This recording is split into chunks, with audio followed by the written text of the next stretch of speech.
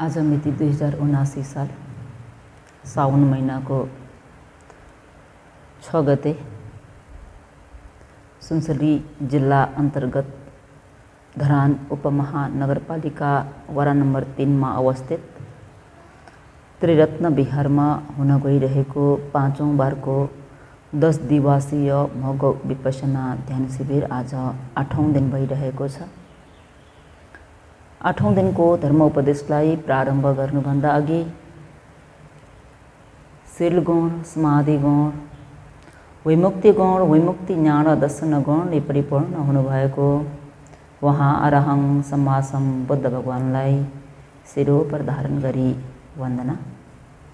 श्रद्धेय भन्तेज्यूहरू लगायत सम्पूर्ण विश्व सङ्घहरूको शील समाधि र प्रज्ञा गुणहरूलाई स्मरण गर्दै वन्दना। आभूषो लगायत सज्जनवर्ग योगी उपासक उपासिकाहरूप्रति दिनानुदिनको मङ्गल मैत्रीको शुभकामना व्यक्त गर्दै आज 8औं दिनको धर्म उपदेशलाई पनि अग्र महापण्डित उ विमल भन्तेज्यूको उपन्यासय अनुसार नै योगीहरूलाई उपकार गर्नेछु। अग्र महापण्डित उ विमल भन्तेज्यूको शीलगुण, समाधि गुण, प्रज्ञा गुणहरूलाई स्मरण गर्दै चक्रमुनि लेखिएको अलङ्कारलाई एकपल्ट सबैले उच्चारण गर्नुहोस्। अविद्या र तृष्णा चारका झैँ घुम्छ,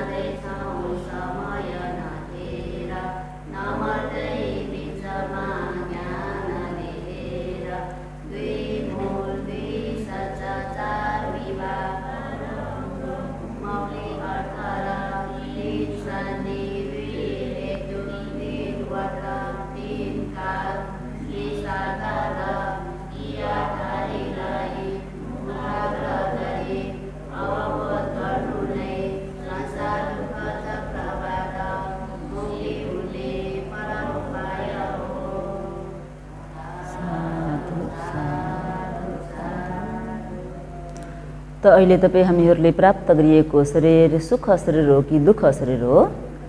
दुःख शरीर है। त दुःख शरीर भन्दा यहाँ दुःख पनि दुई प्रकारले जान्ने बुझ्ने गर्दछन् रे। एक प्रकारको चाहिँ ज्ञानी सज्जन विद्वानजनहरूले जान्ने दुःख र अर्को प्रकारको चाहिँ अज्ञानी मूर्खजनहरूले जान्ने दुःख रे। दुःख जान्ने कति प्रकारको? दुई प्रकारको दुःखमा जस्तै कि एक वर्गी भन्तेज्यू बिहार लिएर बसिरहनु भएको थियो। भन्तेज्यूलाई उपासक उपासिकाहरूले तातो तातो दुध ल्याएर दान गरे। के ल्याएर दान गरे? दुध ल्याएर दान गरे। दुध ल्याएर दान गर्दाखेरि भन्तेज्यूले दुःख दुःख के भन्नुभयो? दुःख दुःख शरीर छ त के गर्नु पर्यो? माथिबाट आहारको ऐरो हालिदिनु पर्यो कि परेन? पर्यो। सुख छ कि दुःख छ? दुःख छ नि। यो आहारलाई खोज्न कति दुःख छ भन्ने कुरा एकचोटि मनन गरेर हेर्नुहोस् त। धन सम्पत्ति नहुने व्यक्तिहरूलाई सम्पत्ति प्राप्त गर्ने कति दुःख हो कि होइन? सम्पत्ति भएकाहरूलाई पनि सम्पत्ति त छ, बजारमा जाऊ, त्यो सागसब्जीहरू किन, ल्याऊ, केलाऊ, पखाल, त्यसलाई भएन योग्य हुने गरी पकाऊ, पकाएर मात्रै पुगेन पस्केर मात्रै पुगेन, मुखमा हालेर मात्रै पुगेन, चपाऊ, चपाएर मात्रै पुगेन, निल। सुख छ कि दुःख छ? त्यतिले मात्रै पुगेन अरे। त्यसरी हालिदिइसकेर ऐरो दिइसकेर सुख छ त भन्दा बिहान उज्यालो हुने बित्तिकै दर्शन गर्दै गर्दै भन्छ दौडिनुपर्छ कि पर्दैन? सुख कि दुःख? जस्तो कि हामीहरूले खाने बेलामा कुनै भोज पार्टी विवाह उत्सव धेरै मान्छेहरूको ग्यादरिङ गरेर एकदम एक आपसमा मिलेर 200 300 400 500 मान्छेहरू भेला भएर खान्छौँ सँगसँगै, हो कि नै? एकदमै रमाइलो मानी खान्छौँ। जब त्यो रमाइलो मानेर खाएको आहारलाई फाल्दाखेरि एउटा सानो कोठामा कसैले नदेख्ने गरी त्यो पनि ढोका थुनेर आफ्नो नाक पनि आफैले बन्द गरेर फाल्नुपर्छ कि पर्दैन? सुख कि दुःख? यो कुरालाई जति चाँडो बुझिन्छ, जति चाँडो जानिन्छ, उति नै चाँडो ध्यान भावनामा मन लाग्छ। यो कुरालाई बुझेन, जान्ने न, यसलाई रमाइलो हो, आनन्द हो भनेर लियो भने सुख कहिले पनि प्राप्त गर्न सकिँदैन। एकचोटि राम्रो ज्ञानले मनन गर्नुहोस् त, सुख रहेछ कि दुःख रहेछ? घरमा उपासिकाहरूले तम तयार गरेर राखिदिएको आहारलाई पनि कहिलेकाहीँ आफू बिरामी परियो, सन्चो भएन, चपाउने इच्छा भएन, खाने इच्छा भएन भने त्यो आहार देख्ने बित्तिकै कस्तो हुन्छ? योगीहरूले महसुस गर्नुभएको छ नि। खोज्नु परेको छैन, ल्याउनु परेको छैन, बनाउनु परेको छैन, तयारी गरेर दिएको आहारलाई पनि कहिलेकाहीँ सेवन गर्न मन पर्दैन। र पनि यो शरीर बाँच्नको निम्ति आहार सेवन नगरिकन हुन्छ त भन्दा हुँदैन नि त। जबरजस्ती भए पनि खान पर्छ कि पर्दैन? पर्छ। त अहिले यहाँ भन्तेज्यूले दुध ल्याएर दान गर्दा दुःख दुःख, यो शरीर छ र त माथिबाट ओइरो हालिदिनु परेको छ त। यदि यो शरीरै नहुने हो भने यो खानुपर्ने दुःख त हुँदैन थियो नि। यो शरीर कतिको दुःख भन्दै सम्वेक ज्ञान जगाएर दुध पिउनु भयो। भन्तेज्यूको छेउमा को थियो त भन्दा भन्तेज्यूलाई सेवा गर्ने एकजना उपासक, जो कि पालीमा कपियाकारक भन्छ। भन्तेज्यूको सेवा गर्ने उपासक, कपियाकारक उपासक हुनुहुन्थ्यो। उपासकले के सम्झिनुभयो त, के भन्नुभयो त भन्दा त्यस्तो दुःख त मलाई भइदिए हुन्थ्यो नि रे। के रे? त्यस्तो दुःख त मलाई भइदिए हुन्थ्यो नि रे। उपासकले चाहिँ कस्तो दुःख देख्नुभयो त? भन्तेज्यूले दुःख दुःख भन्नुभएको चाहिँ भन्तेज्यूले यो शरीर छ र माथिबाट आहार हालिदिनु परेको छ, यो अति नै दुःखदायी शरीर, जता हेऱ्यो उतै अशुभ नै अशुभ, अशुचि नै अशुचि, घिनलाग्दो शरीर बोकेर हिँड्नु परेको छ। त्यो फोहोरको थुप्रोक माथि फेरि फोहोरै खनाइरहनु परेको छ। यो कुरालाई मनन गरेर दुःख भन्नुभयो। कपियाकारकले चाहिँ त्यस्तो दुःख मलाई भइदिए हुन्थ्यो नि भनेर केलाई भन्न चाहेका त भन्दा भन्तेज्यूले जस्तै रे तातो तातो दुध पिउने दुःख चाहिँ मलाई पनि त भइदिए हुन्थ्यो रे। कपियाकारकको दुःख चाहिँ कस्तो हो? तातो तातो दुध पिउने दुःख है। पनि कहिलेकाहीँ व्यापार गर्ने व्यक्तिहरूले हिजो आज त फेसिलिटी छ, सुविधा छ, गाडी छ, यान छ, विभिन्न सुविधाहरू छन् भने पूर्वकालमा भनौँ अहिले पनि त्यति विकास नभएको ठाउँहरूमा डोको नाम्लो गरेर सामान भारी बोकेर बेच्न आउनुपर्छ, हो कि नै? यसरी नाम्लो डोको गरेर भारी बोकेर उकालो चढ्दाखेरि कतिको गाह्रो हुन्छ भन्ने कुरा योगीहरूले महसुस गर्नुभएको होला। त्यसमाथि पनि भारी बोक्दा अझ कति गाह्रो हुन्छ, खाली हिँड्दा त कति गाह्रो हुन्छ, हो कि होइन? भारी बोकेर हिँड्दाखेरि उकालो चढ्दा चढ्दै चढ्दा चढ्दै थाकेर चाहिँ कुनै एउटा वृक्षको छहरीमा एकछिन त्यो आफ्नो भारी बिसाएर ती भारी बोक्ने व्यापारीले के भन्छन् त भन्दा दुःख दुःख। के भन्नुभयो? दुःख दुःख। व्यापारीले जानेको दुःख चाहिँ एक प्रकारको, अघि कपियाकारकले जानेको दुःख चाहिँ एक प्रकारको, भन्तेज्यूले जान्नुभएको दुःख चाहिँ सही सत्य प्रकारले जानिरहनु भएको। हेर्नुहोस् है। अनि त्यही वृक्षको माथि को थियो रे त भनेर, को थियो रे त भन्दा एउटा बाँदर थियो रे। के थियो रे? बाँदर। अनि बाँदरले पनि त्यो शब्द सुन्यो, दुःख दुःख भन्ने शब्द सुने कि सुनेन? सुनेपछि उसले विचार गर्यो, अरे होइन हो, सबैले दुःख दुःख दुःख दुःख भन्छन्, यो दुःख भन्ने प्राणी कस्तो रहेछ, मैले पनि हेर्न बाँदरलाई दुःख हेर्ने इच्छा भयो रे। के हेर्ने? अनि बाँदरले के गरे रे त भन्दा कपियाकारक कहाँ गएर सोध्यो रे, सबैले दुःख दुःख भन्छन्, यो दुःख भनेको कस्तो हो नि? दुःख जान्ने इच्छा भयो रे बाँदरलाई। दुःख भनेको कस्तो हो नि भनेर सोद्धाखेरि कपियाकारकले के भन्नुहुन्छ अरे त भन्दा भयो भयो जान्ने इच्छा नगर, दुःख भनेको जान्ने इच्छा नगर भनेर उसले अलिकति गुरुजी गरिदियो अरे। के गरिदियो अरे? गुरुजी है। अलिकति आफूले जान्नेको छ भने अरूले केही कुराहरू सोध्यो भने अलिकति गुरुजी गर्ने बानी हुन्छ कि हुँदैन?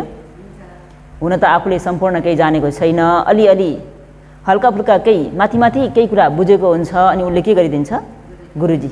अहिले यहाँ कपियाकारक पनि ऊभन्दा गुरु कोही पनि छैन नि त। बाँदरको अगाडि उसले के गरिदियो? तिमीले जान्ने इच्छा नगर नगर, भइगयो भइगयो। बाँदरले पनि दोस्रो पल्ट पनि सोधेछ, होइन भइगयो। तेस्रो पल्ट पनि सोधेछ। अनि कपिया कारकले र ठिक छ यति धेरै तिमीलाई दुःख जान्ने इच्छा भएको हो भने भोलि बिहान आउनु भनेछ।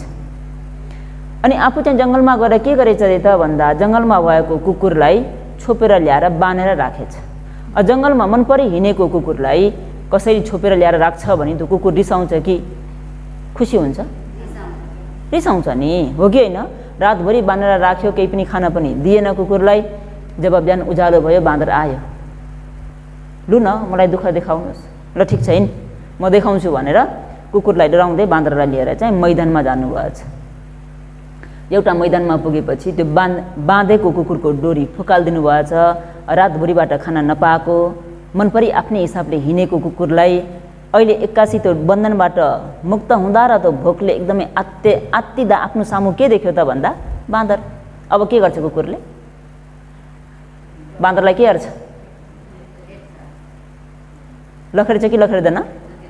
लखेर्छ नि। अनि बाँदर के गर्नु पर्यो? अब भाग्नु पर्यो। त्यो पनि मैदानमा ल्याएर छोडिदिएको छ, दायाँ बायाँ रुख पनि छैन तुरुन्तै भन्ने बित्तिकै भाग्दा भाग्दै निकै पर पुगेपछि एउटा रुख भेटेछ बाँदरले। बाँदरले रुख भेटेपछि अब छाड्छ त? छाड्दैन नि, रुखको माथि गएर बसेछ। अब कुकुरले त रुख चर्ने कुरा त आएन। कुकुर पनि बिचरा त्यति टाढाबाट दगुर्दै आएको थाकिसक्यो, स्यास्याँ फ्याँ भइसक्यो। कुकुर थाक्दा कसो गर्छ भन्ने कुरा त योगीले देख्नु भएको होला होइन?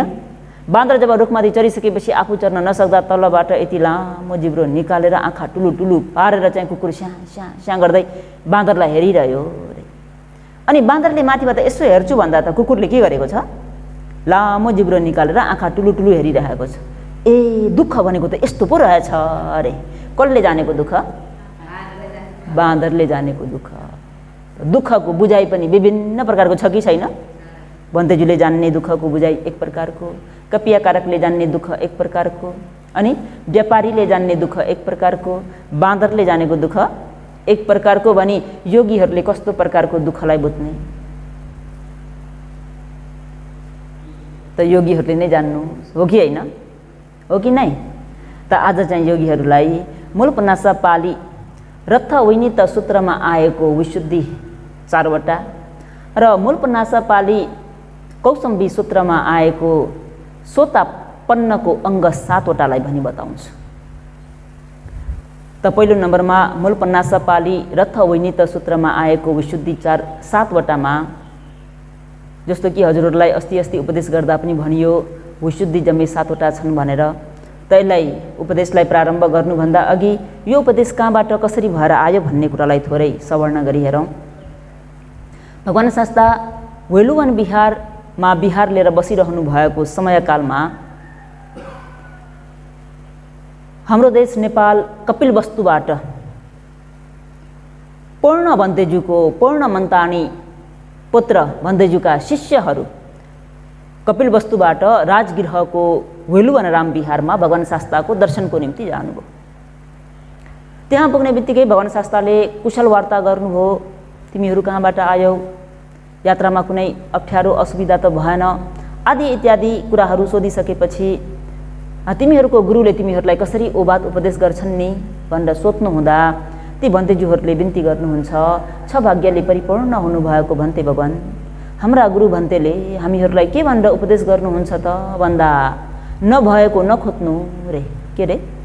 नभएको नखोज्नु, भएकोमा सन्तुष्ट हुनु रे। भएकोमा सन्तुष्ट हुनु, नभएको नखोज्नु, नखोज्नु, नभएको नखोज्नु, भएकोमा सन्तुष्ट हुनु, बुझ्नुभयो? र नभएकोलाई नै गौरव गर्नु रे। नभएकोलाई नै गौरव गर्नु रे। भन्तेजुले आफ्ना शिष्यहरूलाई ओबाद दिनुभएको बिच्छुले। अन्य भगवानले सोध्दै हुनुहुन्छ, तिम्रा गुरु भन्तेले तिमीहरूलाई कसरी ओबाद दिनुहुन्छ भन्दा नभएको नखोज्नु, भएकोमा सन्तुष्ट हुनु, नभएकोमा नै गौरव गर्न जान्नु। यसरी चाहिँ हाम्रा गुरु भन्तेले हामीलाई ओबाद दिनुहुन्छ भगवान भन्दा भगवान शास्ताले साधु साधु साधु भनेर 3 पल्टसम्म साधुकार दिनुहुन्छ। र उक्त समयमा हाम्रा सारीपुत्र भन्तेजु पनि भगवान शास्ताकै समीपमा नजिकमा बसेर कुशल वार्ता सुनिरहनु भएको थियो। जब मन्तानी पुत्र पूर्णले दिनुभएको जुन ओबाद हो त्यो ओबातलाई सुनेर भगवान शास्ताले साधुकार दिँदाखेरि सारीपुत्र बन्धुज्यूको मनमा मैले कहिले चाहिँ यी मन्तानी पुत्र पूर्णलाई दर्शन गर्न पाउँछु होला, यी भिक्षुको दर्शन मैले कहिले पाउने होला भनेर एकदमै उहाँसँग भेट्ने इच्छा। कसको त भन्दा सारीपुत्र बन्धुज्यूको। नभन्दै बर्खवास पनि समाप्त भयो। भगवान शास्ता चारिकाको निम्ति श्रावस्ती जेतवनराम बिहारमा जानुभयो। यता हाम्रो मन्तानी पुत्र पूर्ण बन्धुज्यू पनि बर्खवास समाप्त भएपछि भगवान शास्ताको दर्शनको निम्ति भनेर श्रावस्तीको अनाथपिण्डिक महाजनले बनाएर दान गर्नुभएको जेतवनराम बिहारमा आउनुहुन्छ। आएर भगवान शास्तालाई ढोक वन्दना गर्नुहुन्छ, कुशल वार्ता गर्नुहुन्छ र धर्म उपदेशहरू सवर्ण गर्नुहुन्छ। धर्म उपदेशको अन्तमा भगवान शास्तालाई ढोक वन्दना गर्दै, भगवान दिवा बिहारको निम्ति म अन्धवनतर्फ जान चाहन्छु। दिवा बिहारमा अन्धवनमा गएर बिहार लिन्छु भगवान भनेर अनुमति लिएर हाम्रा पूर्ण बन्तेज्यू त्यहाँबाट प्रस्थान गर्नुभयो। यो कुरा सारीपुत्र बन्तेज्यूको शिष्यले देख्नुहुन्छ, सुन्नुहुन्छ। ओहो, हाम्रा गुरु भन्ते सारीपुत्र बन्तेज्यूले भेट्न चाहनुभएको पूर्ण भन्ते भनेको त उहाँ नै हुनुपर्छ, गुरु भन्तेलाई गएर भनिदिनु पर्यो, जानकारी दिनु पर्यो भनेर सारीपुत्र बन्तेज्यू बिहार लिनुभएको ठाउँमा गएर, बन्तेज्यू हजुरले धेरै लामो समयबाट इच्छा गर्नुभएको, भेट्न चाहनुभएको हाम्रा पूर्ण बन्तेज्यू अहिले भर्खरै भगवान शास्तासँग ढोक वन्दना गरेर, धर्म सवर्ण गरेर दिवा बिहारको निम्ति अन्धवनतर्फ लाग्नुभयो भन्दा सारीपुत्र बन्तेज्यूले यो समाचार सुन्ने बित्तिकै तुरुन्तै तत्क्षणमै उहाँ पनि अन्धवनतर्फ लाग्नुहुन्छ। अन्धवनमा दिवा बिहारको निम्ति जानुहुँदा उता हाम्रा पूर्ण बन्तेज्यू बिहार कुनै एउटा वृक्ष मूलमा बसेर चाहिँ फल समापतमा प्रवेश गर्नुभयो।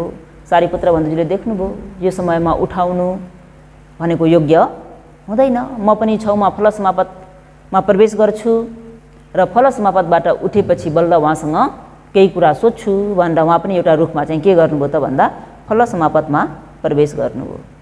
जब साँझ 4-5 बजेको समय भनौँ, उक्त समयमा फल समापतबाट दुवैजना बन्धुज्यूहरू उठ्नुभयो। उठिसकेपछि सारीपुत्र बन्धुज्यूले गएर मन्तानी पुत्र पूर्ण बन्धुज्यूलाई प्रश्न गर्नुहुन्छ। के प्रश्न गर्नुहुन्छ त भन्दा, आबुसो भगवान शास्ताको शासनमा प्रव्रजित भएर अति उत्तम भएको ब्रह्मचर्यलाई पालन गरेर, अति उत्तम भएको आचरणलाई आचरण गरेको चाहिँ के त शील विशुद्धिको निम्ति हो भनेर सोध्नुहुन्छ। उत्तम आचरण भनेको योगीहरूले कसरी बुझ्ने त भन्दा, अहिले जसरी हजुरहरूले विपश्यना गरिरहनु भएको छ, यो विपश्यनालाई उत्तम आचरण भनिन्छ। के आचरण हो? उत्तम आचरण। यो आचरण गरेको के को निम्ति त भन्दा शील विशुद्धि हुनको निम्ति हो भनेर बन्धुज्यूले प्रश्न गर्नुभयो। यता पूर्ण बन्धुज्यूले जवाफमा के दिनुहुन्छ त भन्दा, नो हे थङ भन्ते, होइन भन्ते रे, शील विशुद्धिको निम्ति होइन अरे। त्यसो हो भने आबुसो के त भगवान शास्ताको शासनमा अति नै उत्तम भएको आचरणलाई आचरण गरेको चाहिँ चित्त विशुद्धिको निम्ति हो त भनेर प्रश्न गर्दा उता पूर्ण बन्धुज्यूले होइन भन्थे, चित्त विशुद्धिको निम्ति पनि होइन। तेस्रोमा फेरि प्रश्न गर्नुहुन्छ सारीपुत्र बन्धुज्यूले, होइन आबुसो भगवान शास्ताको शासनमा अति उत्तम भएको ब्रह्मचर्यलाई पालन गरेर विपश्यना गरेको चाहिँ के त दिट्ठी विशुद्धिको निम्ति हो भन्दा, नो हेथम भन्ते, होइन भन्ते, दृष्टि विशुद्धिको निम्ति होइन। त्यसो हो भने आबुसो भगवान शास्ताको शासनमा यसरी अति उत्तम भएको विपश्यनालाई आचरण गरेको के त कङ्खा वितरण विशुद्धिको निम्ति हो रे। पूर्ण बन्धुज्यूले जवाब दिनुहुन्छ, नो हे थङ भन्ते, होइन भन्ते, कङ्खा वितरण विशुद्धिको निम्ति होइन। त्यसो हो भने आबुसो के त भगवान शास्ताको शासनमा प्रव्रजित भएर यो अति नै उत्तम भएको आचरणलाई आचरण गरेको चाहिँ मग्घ ज्ञान दर्शन विशुद्धिको निम्ति हो भनेर प्रश्न गर्नुभयो। 5औं नम्बरको प्रश्नलाई पनि पूर्ण बन्धुज्यूले होइन भन्ते, त्यसको निम्ति होइन भनेर जवाब दिनुभयो। यता सारीपुत्र बन्धुज्यूले फेरि 6औं नम्बरमा प्रश्न गर्नुभयो, आबुसो समासम बुद्धको शासनमा प्रव्रजित भएर अति उत्तम भएको ब्रह्मचर्यलाई पालन गरेर विपश्यना गरिएको चाहिँ के त प्रतिपदा ज्ञान दर्शन विशुद्धिको निम्ति हो भन्दा, नो हे थङ भन्ते, होइन भन्ते रे, त्यसो भने आबुस हो के त भगवान शास्त्रको शासनमा यसरी विपसना गरिएको उत्तम आचरणलाई आचरण गरेको भनेको ज्ञान दर्शन विशुद्धिको निम्ति हो भन्दा नो हे थङ भन्थे होइन भन्थे भनेर 7वटालाई के गर्नुभयो त भन्दा होइन भनिदिनु भयो। त हजुरहरूलाई मैले शील विशुद्धि के हो, चित्त विशुद्धि के हो, दिठ्ठी विशुद्धि के हो, कंखा वितरण विशुद्धि के हो, मग्गा मग्गा ज्ञान दर्शन विशुद्धि के हो, पटिपदा ज्ञान दर्शन विशुद्धि के हो, ज्ञान दर्शन विशुद्धि के हो भन्ने कुरा त अगाडिको उपदेशमा उपदेश गरिसकेको छु है। अघिको उपदेशमा हजुरहरूलाई भनी बताइसकेको छु। हजुरहरूलाई याद छ?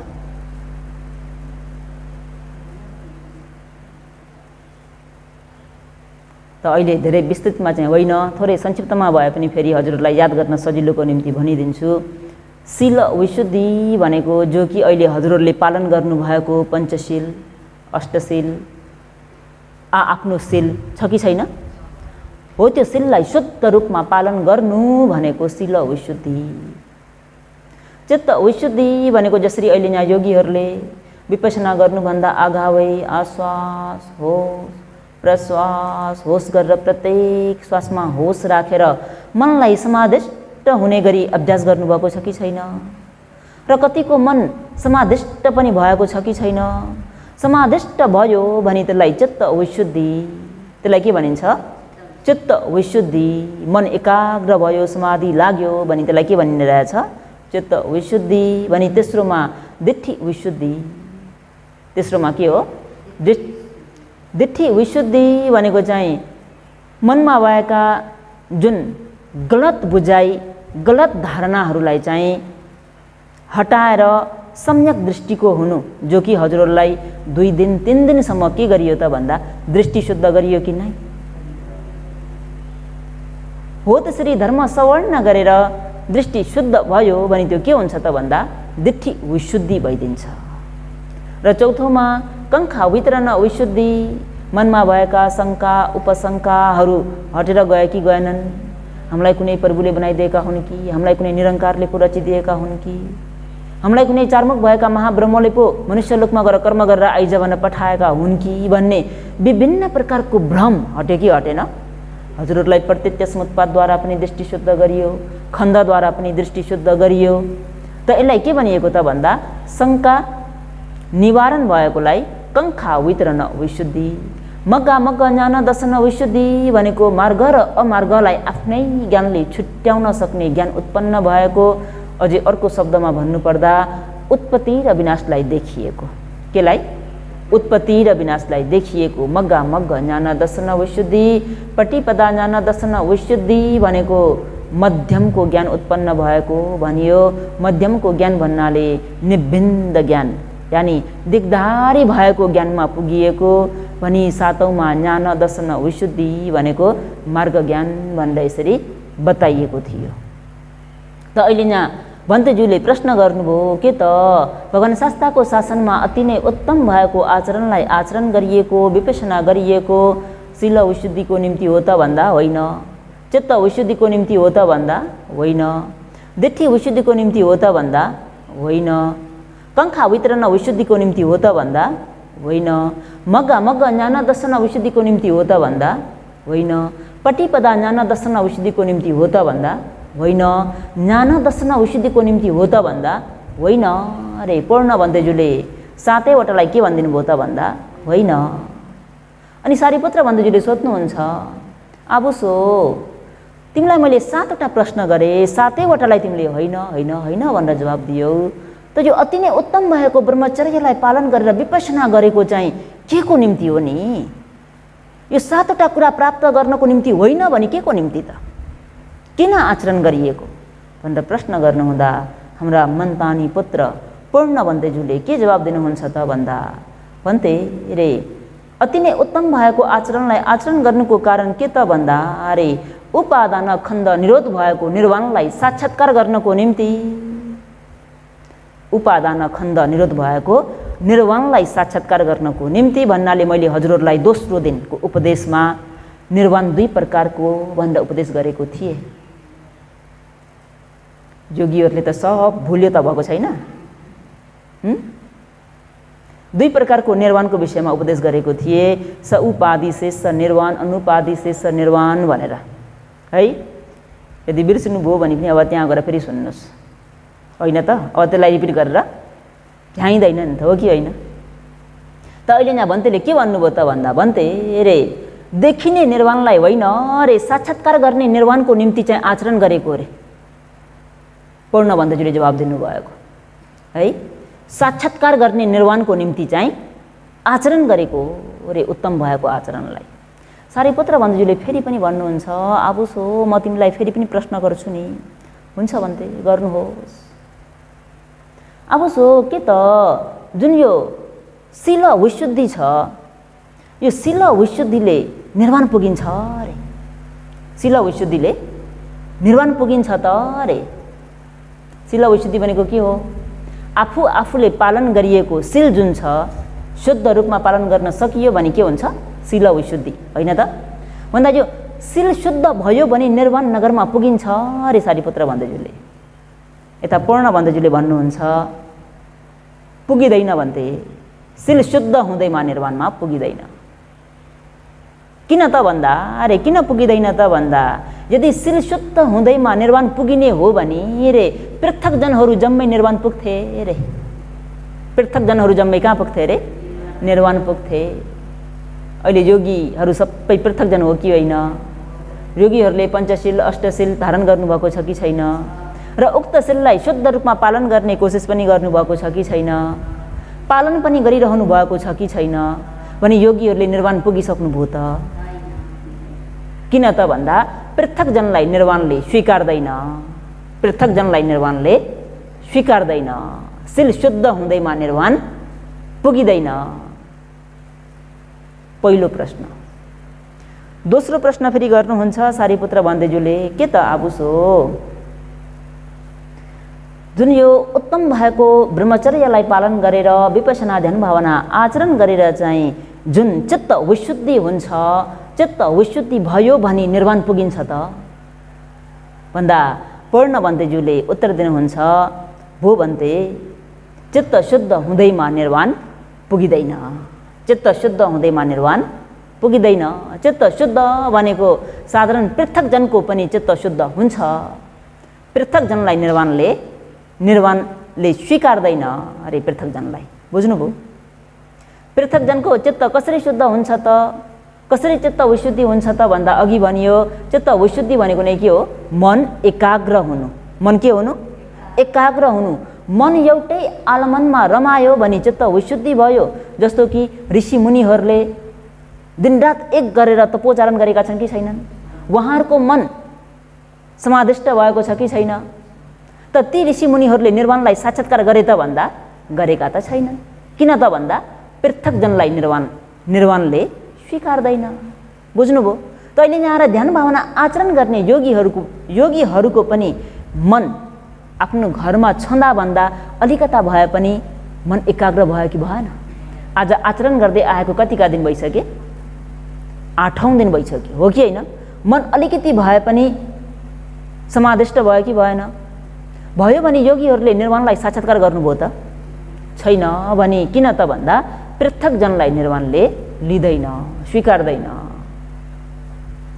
अनि सारीपुत्र भन्जुले फेरि पनि प्रश्न गर्नुहुन्छ, भो आबुसो भगवान शास्त्रको शासनमा प्रवजित भएर अति उत्तम भएको ब्रह्मचर्यलाई पालन गरेर अति उत्तम भएको विपश्यना भन्ने आचरणलाई आचरण गरिएको चाहिँ के त आचरण गरेर दृष्टि विशुद्धि भयो भने निर्वाण पुगिन्छ त अरे। दृष्टि विशुद्धि भयो भने निर्वाण पुगिन्छ त अरे। पूर्ण भन्तेजुले पुगिँदैन भन्थे, दृष्टि शुद्ध हुँदैमा निर्वाण पुगिँदैन। योगीहरूलाई यहाँ उपदेश गर्ने क्रममा दृष्टि शुद्ध पनि गरियो कि गरिएन? गरियो। दृष्टि शुद्ध गरिएको क्षणमा उपदेश गरेको क्षणमा मात्रै भए तापनि योगीहरूको दृष्टि शुद्ध भयो कि भएन? अरू बेलामा दृष्टि भएर आए तापनि उपदेश धर्म सवर्ण गरेको क्षणमा के भइदियो?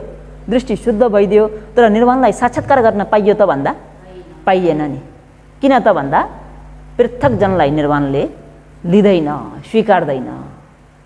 सारीपुत्र भन्जुले फेरि पनि सोध्नुहुन्छ, आबुसो के त भगवान शास्त्रको शासनमा अति उत्तम भएको ब्रह्मचर्यलाई पालन गरेर उत्तम भएको विपश्यनालाई आचरण गरेर शङ्का उपशङ्काहरू हटेर गयो, कङ्खा वितरण विशुद्धि भयो भने निर्वाण पुगिन्छ त?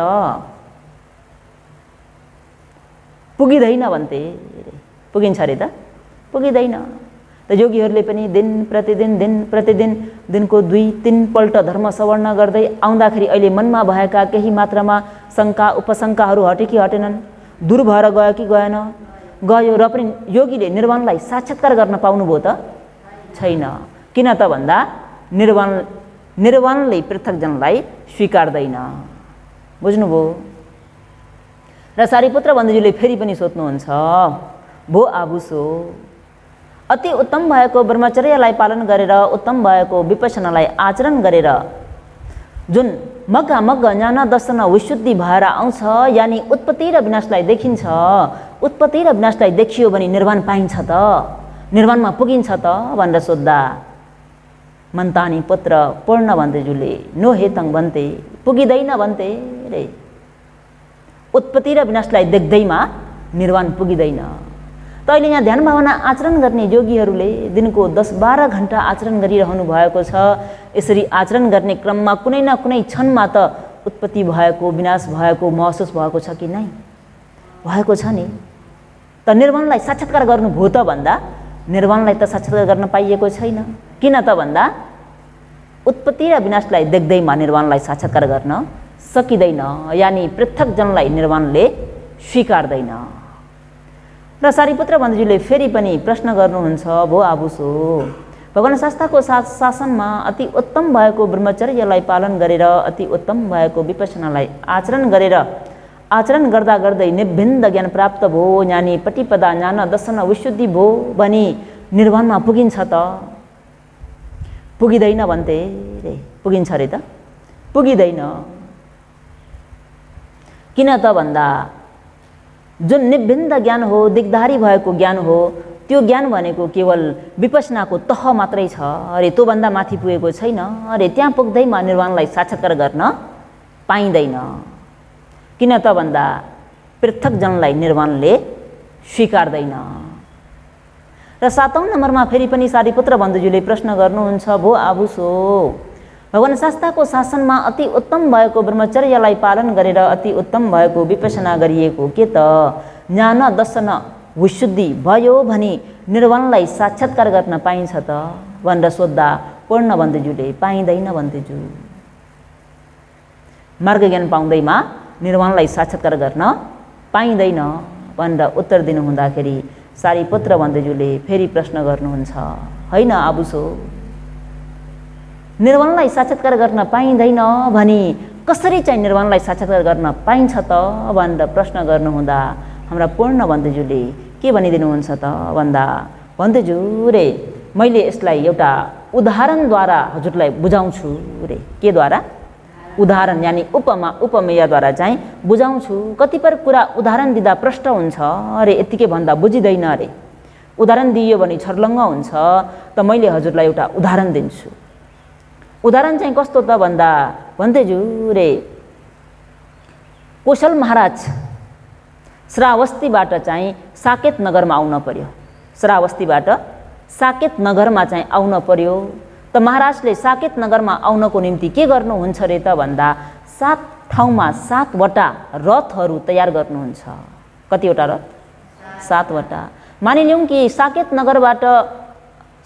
श्रावस्तीबाट साकेत नगरसम्म चाहिँ 7 योजनको दूरी छ। कति योजनको? 7 योजनको। भने एक योजनमा के गर्नुपर्ने भयो? रथ चेन्ज गर्नुपर्ने भयो। के गर्नुपर्ने भयो? रथ चेन्ज गर्नुपर्ने भयो। 1 नम्बर, 2 नम्बर, 3 नम्बर, 4 नम्बर, 5, 6, 7 भनेर रथमा नाम दिइराखौँ। त 1 नम्बरको रथले कहाँसम्म पुर्याउँछ त भन्दा 1 योजन। 1 योजनमा पुग्यो भने 2 नम्बरको रथमा चढ्नु पर्यो। 2 योजनको यात्रा पूर्ण भयो भने के गर्नु पर्यो? 3 नम्बरको रथमा चढ्नु पर्यो। 3 योजन यानि 3 नम्बरको रथले पुर्याउने यात्रा पूर्ण भयो भने 4 नम्बरको रथमा चढ्नु पर्यो। त्यसपछि 5 नम्बरको रथमा, त्यसपछि 6, त्यसपछि 7। यसरी चाहिँ कर्मैसँग रथमा चढ्नु पर्यो। एउटै रथमा जान्छु भनेर त पुगिँदैन। त कौशल महाराज श्रावस्तीबाट यात्रा प्रारम्भ गर्नुभयो 1 नम्बरको रथमा चढेर। 1 नम्बरको रथले पुर्याइदिनु पर्ने गन्तव्यसम्म पुर्याइदियो। अब महाराजले के गर्नु पर्यो? 2 नम्बरको रथमा चढ्नु पर्यो। 2 नम्बरको रथमा चढेर पनि 2 नम्बरको रथले आफ्नो गन्तव्यसम्म पुर्याइदियो।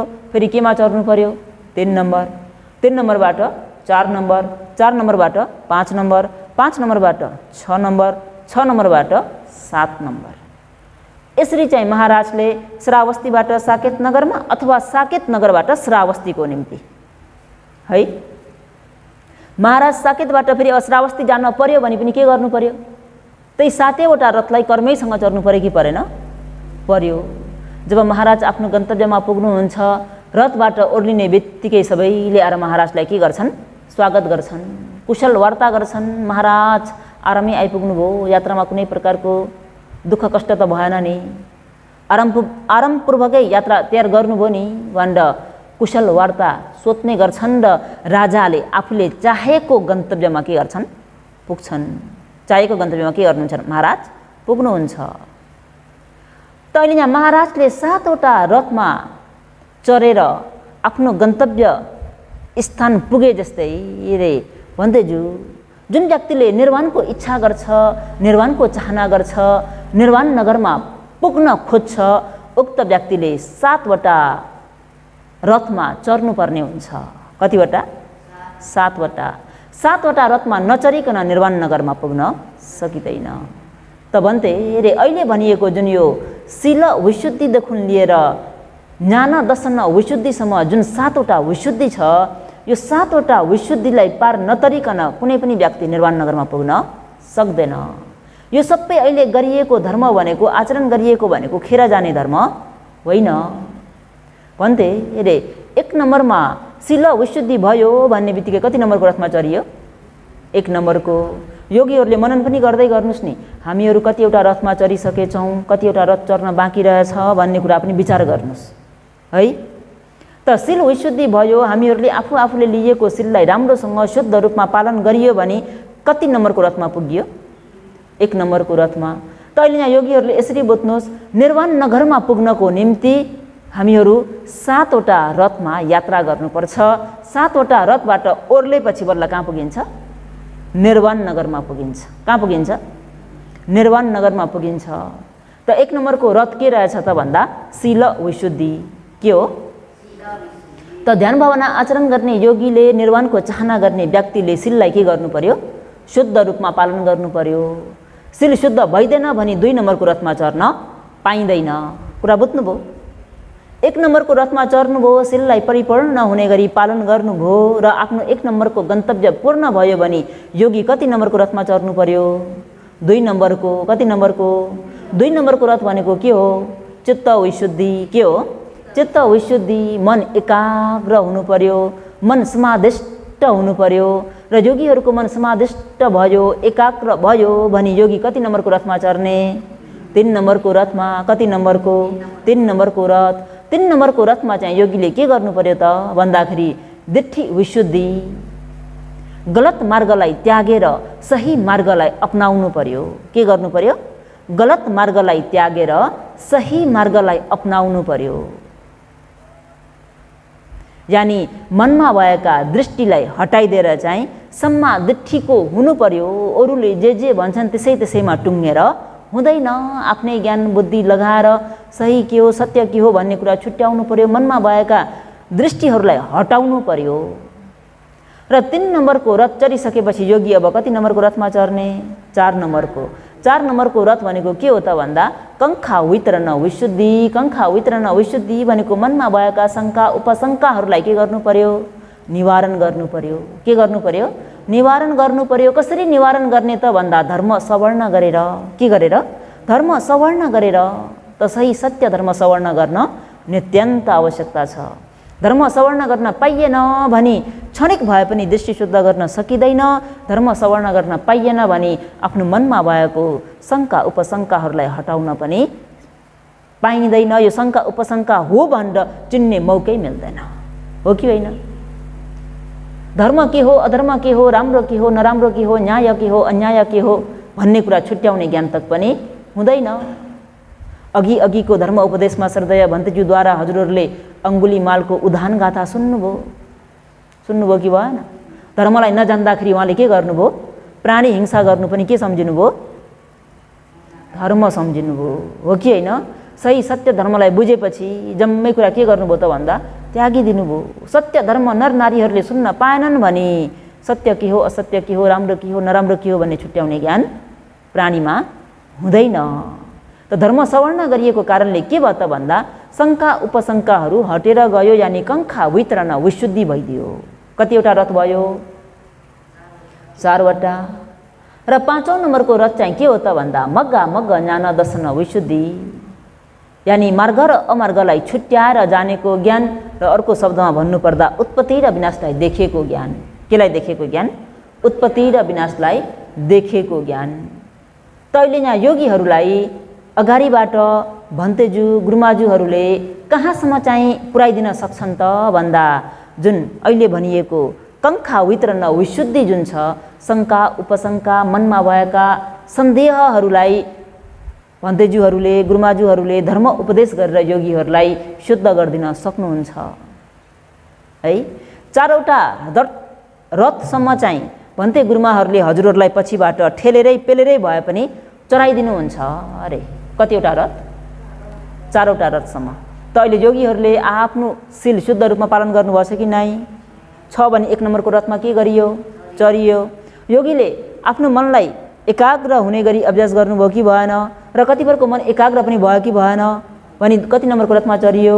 2 नम्बरको। र योगीहरूको मनमा भएको दृष्टिलाई धर्म सवर्ण गरेर धर्म उपदेशद्वारा दृष्टि शुद्ध गर्नुभयो कि भएन? भयो भने कतिवटा रथमा चढ्नुभयो? 3 वटा। भने योगीहरूको मनमा भएको शङ्का उपशङ्कालाई धर्म सवर्ण गरेर निवारण गर्नुभयो कि भएन? गर्नुभयो भने कतिवटा रथ भयो? 4 वटा। हो, यो 4 वटा रथसम्म चाहिँ भन्ते गुरुमाहरूले हजुरलाई ठेलेरै भए पनि चढाइदिनुहुन्छ। र योगीहरूले ध्यान भावना आचरण गर्दा गर्दै कुनै क्षणमा उत्पत्ति र विनाशलाई पनि देख्नु भएछ कि भएन? कुनै कुनै क्षणमा उत्पत्ति विनाश पनि देखिएको छ भने कतिवटा रथमा चढियो? 5 वटा रथ। अब निर्वाण पुग्नको निम्ति जम्मै चढ्नुपर्ने रथ कतिवटा? 7 वटामा योगी अहिले कतिवटा रथमा पुग्नुभयो? 5 वटा। भने अब निर्वाण नगरमा पुग्नको निम्ति कतिवटा रथ मात्रै बाँकी रह्यो? 2 वटा। त्यो 2 वटा त अब कसैले गर्दैन, हुँदैन। योगीले आफै नै के गर्नुपर्छ? कोसिस गर्नुपर्छ। यो 2 वटा रथलाई पनि अथवा 3 वटा भनौँ न, उत्पत्ति विनाशदेखि लिएर हजुरको ज्ञान दर्शन विशुद्धिसम्म 4 वटा रथसम्म चाहिँ भन्ते गुरुमाहरूले के गरिदिनुहुन्छ? चढाइदिनुहुन्छ। ठेलेरै भए पनि हालिदिनुहुन्छ। तर 5औं 6औं 7औं नम्बरको रथ चाहिँ योगीले आफै के गर्नुपर्छ? कोसिस गरेर चढ्नुपर्छ। त अहिले यहाँ योगीहरू कति नम्बरको रथसम्म पुगिसक्नु भएको रहेछ? 5 नम्बरको रथसम्म पुगिसक्नु भयो भने निर्वाण नगर पुग्न अब कतिवटा रथ? अब यो 2 वटा रथमा कोसिस गरेर चढ्ने कि नचढ्ने? चढ्न सकियो। र यो रथबाट ओर्लिने बित्तिकै कहाँ पुगिन्छ त भन्दा निर्वाण नगरमा। कहाँ पुगिन्छ? निर्वाण नगरमा। त अहिले यो भनिएको यो 7 वटा विशुद्धि भनेको निर्वाण नगरमा जानको निम्ति नभई नहुने के हुन्? साधनहरू हुन्। केहरू हुन्? नभई नहुने साधनहरू हुन्। यी रथहरूमा नचढिकन हामी निर्वाण नगरमा पुग्न सक्दैनौँ। तर हामीमा शिर शुद्ध भो भन्दैमा निर्वाणलाई साक्षात्कार गरिएको हुँदैन। चित्त समादिष्ट भो भन्दैमा निर्वाणलाई साक्षात्कार गरिएको हुँदैन। दृष्टि शुद्ध भो भन्दैमा निर्वाणलाई साक्षात्कार गरिएको हुँदैन। शङ्का उपशङ्काहरू हटे भन्दैमा निर्वाणलाई साक्षात्कार गरिएको हुँदैन। र उत्पत्ति र विनाशलाई देखे भन्दैमा निर्वाणलाई देखे भन्न पाइँदैन। किन? पृथक जनले पनि उत्पत्ति र विनाशलाई देख्न सक्छ। अहिले योगीहरूले पनि देखिरहनु भएको छ, हो कि होइन? र जुन विपश्यना जनभावना आचरण गर्दा गर्दै निबन्ध ज्ञान भन्ने दिगधारी भएको ज्ञानमा पुगे भन्दैमा निर्वाण नगरमा पुगे भन्न पाइँदैन। त्यो केवल विपश्यनाको तह मात्रै छ। र अन्तिममा भएको ज्ञान दर्शन विशुद्धिमा पुगे भन्दैमा पनि निर्वाण नगरमा पुगे भन्न पाइँदैन। हो, त्यो 7 वटा रथबाट ओर्लेपछि बल्ल कहाँ पुगिन्छ? निर्वाण नगरमा। यसरी चाहिँ उपमा उपमेयद्वारा उत्तर दिनुहुँदा सारीपुत्र बन्देजुले 3 पल्टसम्म साधुकार दिनुहुन्छ। र अनि तिमी को हौ, तिम्रो नाम के हो भनेर सोध्नुहुन्छ। सोध्नु हुँदाखेरि हाम्रा पूर्ण बन्तेजुले उत्तर दिनुहुन्छ, भो बन्ते मेरो नाम पूर्ण हो र पनि मलाई सब ब्रह्मचारीहरूले मन्त्राणी पुत्र पूर्ण भनेर चिन्ने गर्छन् भन्थे। किन त भन्दा म मन्त्राणी ब्राह्मणीको छोरा भएको कारणले मलाई मन्त्राणी पुत्र पूर्ण भनेर चिन्ने गर्छन् भन्दा ओहो भन्थे। हजुरले कति राम्रोसँग चाहिँ उत्तर दिनुभयो। हजुरले जुन प्रकारले भगवान् शास्त्रको वचनलाई आफूले आचरण गरेर बुझेर जुन प्रकारले बुझाउनु भयो, त्यो बुझाएको कुरालाई सुन्दाखेरि भन्थे हजुरलाई शिरमा राखेर पूजा गर्न अति नै योग्य छ अरे सारीपुत्र भन्तेज्यूले है। र अनि यता पूर्ण भन्तेज्यूले पनि बल्ल त्यो समयमा सोध्नुहुन्छ, होइन भन्थे हजुरको नाम चाहिँ के हो नि, हजुरलाई सब ब्रह्मचारीहरूले के भनेर चिन्छन् नि भन्थे भनेर सोद्धा आबुसो मेरो नाम त उपतेश हो र पनि मलाई सब ब्रह्मचारीहरूले सारीपुत्र भनेर चिन्ने गर्छन्। किन त भन्दा रूपसारी ब्राह्मणीको छोरा भएको कारणले सारीपुत्र भन्ने नामले चिन्ने गर्छन् भन्दा ओहो प्रज्ञामा अग्र स्थान प्राप्त गर्नुभएको भगवान् पछिका भगवान् भन्दा पनि हुने यस्तो महाप्रज्ञावानलाई पो मैले उत्तर दिन पुगेछु भन्थे। यदि हजुरले पहिले नै म सारीपुत्र भन्थे हो भनेर यदि भन्नुभएको भइदे मैले यो वचन हजुरको अगाडि ओकाल्न सक्दिनँ थिएँ रे पूर्ण भन्तेले है। त हजुरले पनि यति राम्रोसँग चाहिँ प्रश्न गरिदिनु भयो कि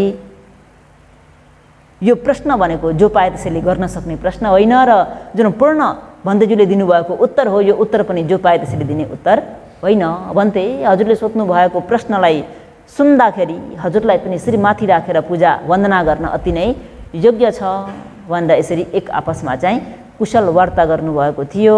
त योगीहरू हो निर्वाण नगरमा जानको निम्ति कतिवटा रथ चढ्नु पर्ने रहेछ? 7 वटा। त कसैलाई तपाईँ हामीहरूले सोधिराख्न पर्छ त मैले निर्वाण पाएँ कि पाइनँ, म निर्वाण पुगेँ कि पुगेन भनेर। यो अहिले दिइएको 7 वटा रथद्वारा चाहिँ आफूले आफैलाई नाप्न सकिन्छ कि सकिँदैन? कुनै कुरालाई अन्दाजमा भनेको भन्दा पनि नापेर जोखेर भनेको चाहिँ नापेर जोखेर भनेकोमा कुन चाहिँ पक्को हुन्छ? अन्दाजको पक्को हुन्छ कि नापेको जोखेको चाहिँ पक्को हुन्छ भन्दाखेरि अहिले यहाँ हजुरहरूलाई निर्वाण नगरमा जानको निम्ति चाहिँ पुरै नापेर जोखेर देखाए कि देखाएन? सम्पूर्ण रथ कतिवटा? 7 वटा। यो रथलाई कर्मैसँग चढ्न पर्यो कि परेन? पर्यो। कर्मैसँग चढेर 7 वटा रथबाट ओर्लिम भन्ने बित्तिकै कहाँ पुगिने रहेछ? निर्वाणमा भनेपछि आफूले आफैलाई नाप्न जोख्न जान्नुभयो कि भएन? म कतिवटा रथसम्म पुगेछु, अझै मेरो रथ कतिवटा बाँकी छ, मैले अझै कति कोसिस गर्नुपर्छ, कति चाहिँ आचरण गर्नुपर्छ भन्ने ज्ञान भयो कि भएन? भयो भने अब योगीहरू अरूको वचनमा टुङ्गिनुपर्छ त। अरू कसैले तपाईँहरूलाई भन्दैमा अरूले जे भने त्यसैलाई मान्नुपर्ने हुन्छ त? आफ्नै ज्ञानले छुट्याउन जान्ने कि जान्नेन? जान्यो भने म सोतापन्न भए कि भइन होला, म सकृतगामी भए कि भइन होला, म अनागामी भए कि भइन होला, म अरहन्त भए कि भइन होला भन्दा कहिलेकाहीँ मनमा शङ्का उपशङ्काहरू उत्पन्न हुन सक्छ। सोतापन्न सकृतगामी अनागामी अरहन्त हुँदैमा कसैको सिङ आउने पुच्छर पलाउने त होइन। कुरा बुझ्नुभयो? त सोतापन्न भए भइन भन्ने कुरा 7 वटा कुराले चाहिँ आफूले आफैलाई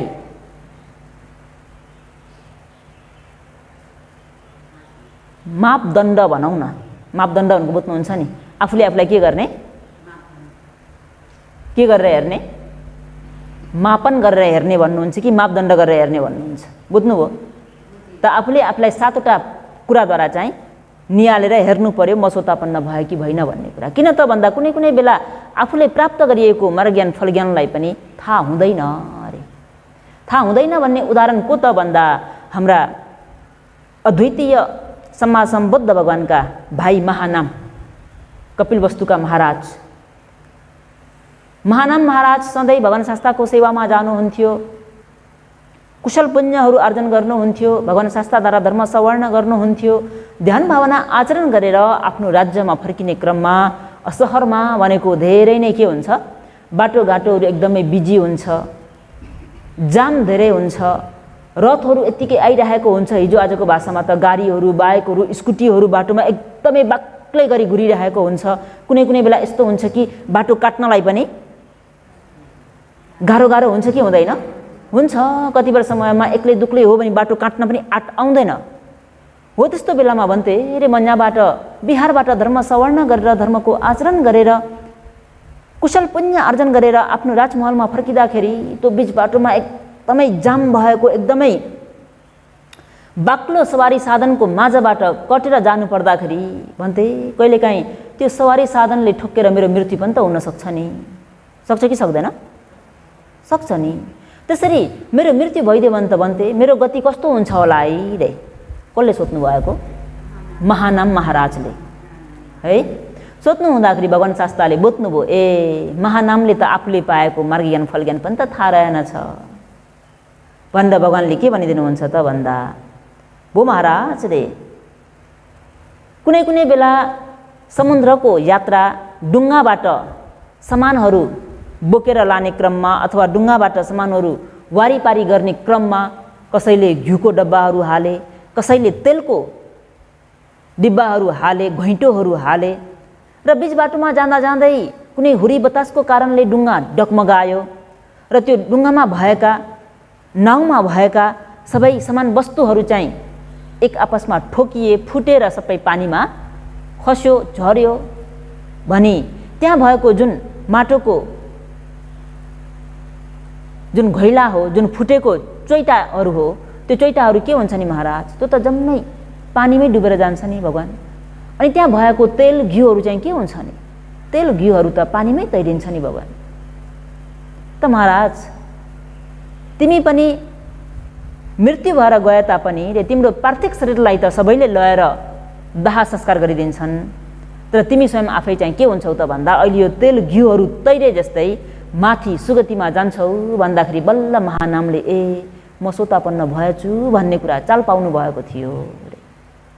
त हामीहरूले पनि आफूले मार्गज्ञान फलज्ञान पाइयो पाइएन भन्ने कुरा अहिले यहाँ उपदेश गर्ने 7वटा कुराद्वारा चाहिँ योगीहरूले आफूले आफूलाई मापन गर्नुहोस्, नाप्नुहोस्, तौलिनुहोस्, जाँच्नुहोस् है। त यो भगवान शास्त्रले कहाँ चाहिँ उपदेश गर्नुभएको छ त भन्दा मूल पन्नास पाली कौसम्बी सूत्रमा। केमा? कौसम्बी सूत्रमा। कौसम्बी सूत्रमा भगवान शास्त्रले सोतापन्नको अङ्ग 7वटालाई उपदेश गर्नुभन्दा आगावै कौसम्बीमा भगवान शास्त्र घोषित राम विहारमा विहार लिएर बस्नुभएको समयमा घटना कस्तो घटेको थियो त भन्दाखेरि 2 वर्गी बिच्छुहरू, 2 वर्गी बिच्छुहरूमा एक वर्गी चाहिँ विनयधर, एक वर्गी चाहिँ के हो? विनयधर, एक वर्गी चाहिँ अभिधर्मधर, एक वर्गी चाहिँ अभिधर्मधर। विनयधर भन्तेजुले आफ्ना 500 शिष्यहरूलाई विनयका कुराहरू सिकाउने र यता अभिधर्मधर भन्तेजुले चाहिँ आफ्ना 500 शिष्यहरूलाई अभिधर्मको कुराहरू सिकाउनुहुन्थ्यो। र यसरी दिनहरू बित्दै जाने क्रममा एक दिन अभिधर्मधर भन्तेजु वच्चकुटी जानुभयो। वच्चकुटी भनेको हिजो आजको भाषामा रेस्टरुम भन्नुहुन्छ नि, त्यसलाई पालीमा वच्चकुटी भन्छ। वच्चकुटी जानुभयो। वच्चकुटी गएर आउँदा बिच्छुहरूको विनयमा के हुन्छ त भन्दा जुन बिच्छु वच्चकुटी प्रयोग गर्नुहुन्छ जानुहुन्छ गइसकेपछि त्यो वच्चकुटीमा जुन पानी उगाउने भाँडा हुन्छ नि, डब्बा हुन्छ नि, त्यो डब्बामा पानी छार्नु हुँदैन। यदि बिच्छुले पानी छार्नुभयो भने बिच्छुलाई दोष लाग्छ अरे। के हुन्छ अरे? दोष लाग्छ। या त त्यो पानी फालिदिनु पर्यो, सकाइदिनु पर्यो, या त त्यो भाँडालाई घोप्टाइदिनु पर्ने हुन्छ, पानी उगाउने भाँडालाई। त्यहाँ अभिधर्मधर भन्तेजुले के गरिदिनु भयो त भन्दा वच्चकुटीमा जानुभयो, वच्चकुटी प्रयोग गर्नुभयो, प्रयोग गरिसकेपछि त्यो उगाउने भाँडामा पानी रह्यो। उहाँको लगातार नै फेरि को जानुभयो त भन्दा यता विनयधर भन्तेजु जानुभयो। को जानुभयो? विनयधर भन्तेजु जानु हुँदाखेरि त डब्बामा के देख्नुभयो? पानी देख्नुभयो। पानी देख्ने बित्तिकै उहाँले आएर अभिधर्म भन्तेजुलाई भन्नुहुन्छ, भन्तेजु हजुरले अघि वच्चकुटी प्रयोग गरेर के पानी सबै फालेर आउनु भएन? आबुसु मैले सबै फालिनँ त, पानी थोरै रहेको थियो। ओहो भन्थे त्यसरी पानी रह्यो भने त हजुरलाई दोष लाग्छ नि, हजुरलाई थाहा भएन भनेर सोध्नु भएको छ विनयधर भन्तेले। अनि यता अभिधर्मधर भन्तेजुले भन्नुभएको छ ओहो हो र भन्थे त्यसरी पानी रहँदाखेरि दोष लाग्छ र? मलाई त थाहै भएन हो, मैले त जानी जानी गरेको होइन, अन्जानमा भयो। त्यसो भने अन्जानमा भएको हो भने आपत्ति लाग्दैन भन्थे, दोष लाग्दैन? तपाईँले जान्दा गर्नुभएको त होइन, नजानिकन गरेकोमा त्यस्तो दोष छैन, ठिकै छ भनेर 2 जना भन्तेजुहरू आफ्नो ठाउँमा जानुभयो, आफ्नो पढाउने कुरामा आफ्नो अध्ययनमा लाग्नुभयो। अनि एक दिन विनयधर भन्तेजुले पठन पाठन गराउने क्रममा एक्कासी अभिधर्मधर भन्तेजुले यसरी वच्चकुटीमा पानी छोडेको कुरा आफ्ना शिष्यहरूलाई भनी बताउनुभयो। भनी बताउँदा शिष्यहरूले उता अभिधर्मधर भन्दैजुको शिष्यहरूलाई गएर तिमीहरूको गुरु त अभिधर्म पराउँछु, अभिधर्मको गुरु भनेर के नै ठुल्ठुला कुरा गर्ने, अभिधर्मको कुराहरू गर्ने, भरे यति सानो नियमहरू पनि थाहा नपाउने, सानोभन्दा सानो भिक्षुको नियम पनि थाहा नपाउने भनेर यसरी एक आपसमा भन्दाखेरि शिष्य बिच यो कुरा गुरुहरू कहाँ पुग्यो। पुग्ने बित्तिकै के भयो त भन्दा गुरुहरूले आएर होइन अस्ति मैले तिमीलाई दोष मैले नजानिकन गरेको हो भन्दा तिमीले दोष लाग्दैन भनेका थियौ, अहिले चाहिँ फेरि किन यो कुरालाई चाहिँ यसरी जुन यो शिष्यहरूको माझमा चाहिँ यसरी किन भनिदिएको भन्दाखेरि त्यही कुरालाई लिएर दुई वर्गी विनयाधर भन्ते र अभिधर्मधर भन्तेज्यूको बिचमा झगडा भयो। के भयो?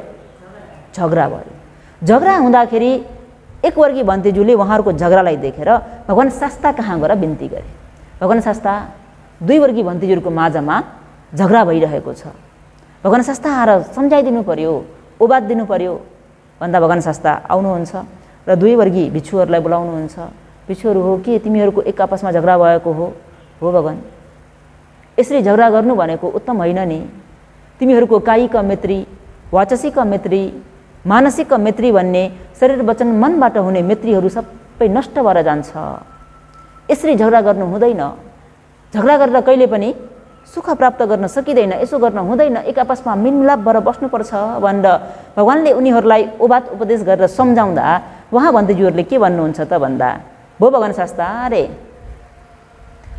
हजुर आफै एक्लै आफूले प्राप्त गरिएको जुन निर्वाण फल समापतमा बसेर आनन्दसँग फल समापतको अनुभव गर्नुहोस्, हामीहरूको समस्या हामीहरूलाई नै समाधान गर्न छोडिदिनुहोस् भनेर भगवानको कुरालाई पनि सुनेनन्। सुनेनन्। नसुन्दाखेरि भगवान शास्ताले ओहो यी मूर्खहरूको माझमा बसेर के कुरा गरिराख्नु, यिनीहरूको माझमा बस्नुभन्दा बरु एक्लै बस्नु नै बेस्ट छ भनेर भगवान शास्ता पारिलेयक वनमा बर्खवासको निम्ति जानुभयो। उक्त पारिलेयक वनमा पनि पारिलेयक नाम गरिएको हात्ती अलिक वृद्ध हुनुभएको थियो, हात्ती बुढो भएको थियो।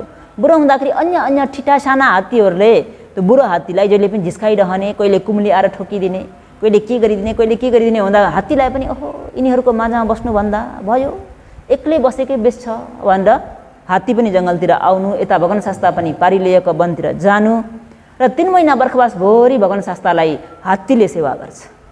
कसले? हात्तीले।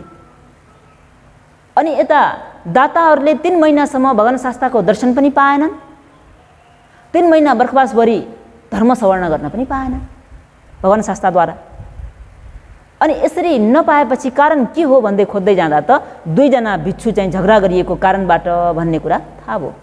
थाहा भएपछि उपासक यो कुरा कहाँसम्म भयो रे त भन्दाखेरि 2 वर्गी भिक्षुको समूह नै 2टा भयो रे। दाताहरू पनि 2 भागमा विभाजन भए रे। यहाँसम्म कि रुखट देवता पनि 2 भागमा, भूमठ देवता पनि 2 भागमा, शरीर रक्षा गर्ने देवता पनि 2 भागमा, 6 देवलोक नै जम्मै 2 भागमा चाहिँ विभाजन भएर गयो। त दाताहरूले यो कुरालाई थाहा पाएपछि जुन भिक्षुको कारणबाट भगवान वनमा यानि जङ्गलमा बर्खवास बस्नको निम्ति जानुभयो, अब ती भिक्षुहरूलाई हामीले भोजन दान नगर्ने। के नगर्ने? भोजन दान नगर्ने। अब भिक्षुहरूलाई समस्या परे कि परेन? दाताले भोजन दान गरेन भने भिक्षुले आफै पनि कमाएर खान मिलेन? मिल्यो त? आफै त गृह त्यागी हो कि होइन? दाताले दिए मात्रै एक छाक भोजन पाइने हो। दाताले नै भोजन दान नगर्ने भनेपछि त समस्या आयो कि आएन? या त भन्दैछु तपाईँहरू एक आपसमा मिल्नुहोस्, मिल्नुभयो भने भोजन दान गर्छौँ, मिल्नुहुन्न र यसरी नै झगडा गर्नुहुन्छ भने चाहिँ भोजन दान गर्दैनौँ। अब भन्तेहरूले के गर्नु पर्यो? एक आपसमा सन्धि गर्नु पर्यो कि परेन? मिल्नु पर्यो कि परेन? मिल्दैन भने के हुन्छ? भोजन दान पाइँदैन। बर्मा भाषामा भन्नुपर्दा दबै माउटे भन्छ। के भन्छ है त?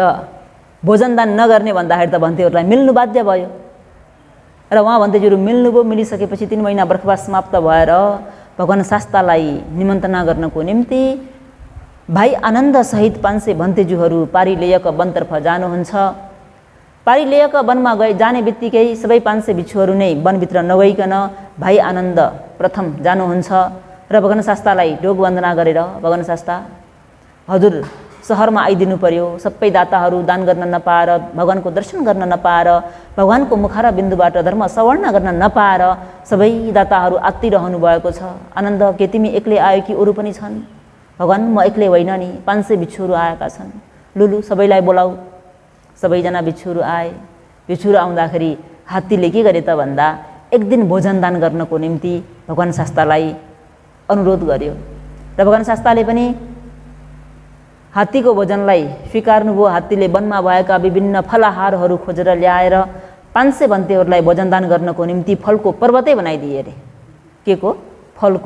फलको पर्वतै गराइदिएर बिहान उज्यालो भएपछि अरुणोदयको समयमा फलाहार दान गर्नुभएको 500 भिक्षुले खाँदा पनि सिद्धेन अरे। 3 महिनासम्म भगवानसँगै बसेर भगवानलाई तातो चिसो आदि इत्यादि नजिकबाट हात्तीले सेवा गरिरहेको हुँदाखेरि जब भगवान चिवर पारूपन गरेर पात्रो लिएर चाहिँ नगरतर्फ जान्छु भन्दा हात्ती अगाडि आएर छेक्छ अरे। हात्तीले के गर्छ अरे? छेक्छ। अनि भाइ आनन्दले भगवान यो हात्तीले किन यसरी अगाडि आएर छेकेको नि, कारण के हो भन्दा आनन्द हात्तीले मलाई सहरतिर नजानु भनेको। के भनेको रे? सहरतिर नजानु, बिचरा पशु हो, बोल्न त जान्दैन होइन त। आएर अगाडिबाट छेक्दाखेरि के भनेको भगवानले त बुझ्नुभयो, मलाई चाहिँ सहरतिर नजानु भनेको।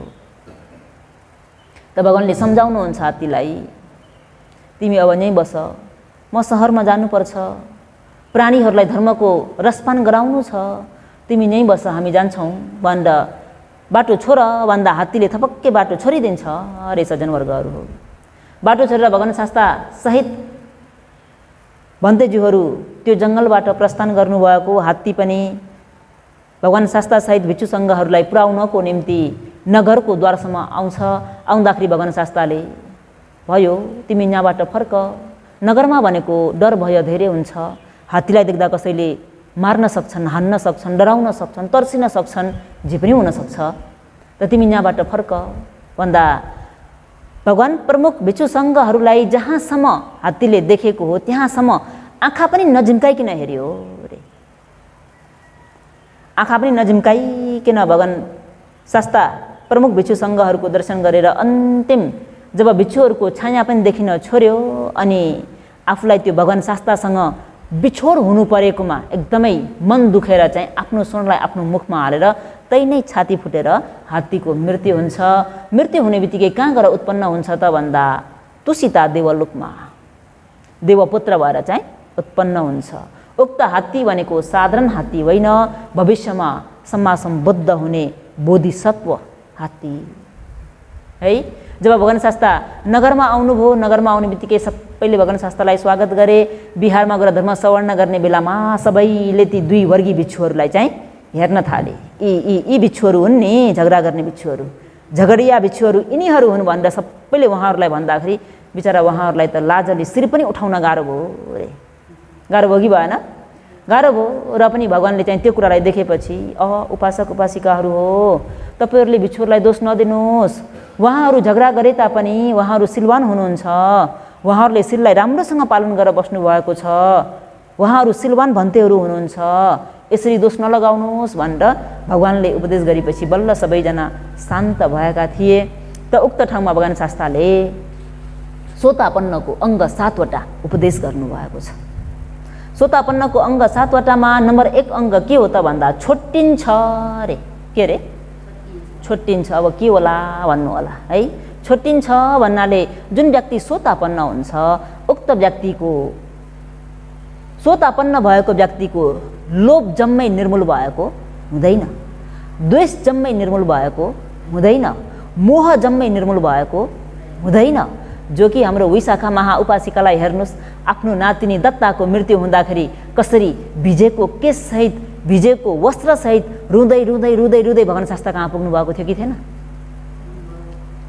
विशाखा महाउपासिका भनेको 7 वर्षको उमेरमा नै सोतापन्न भएकी उपासिका। त सोतापन्न भए तापनि रुन्छन् कि रुँदैनन्?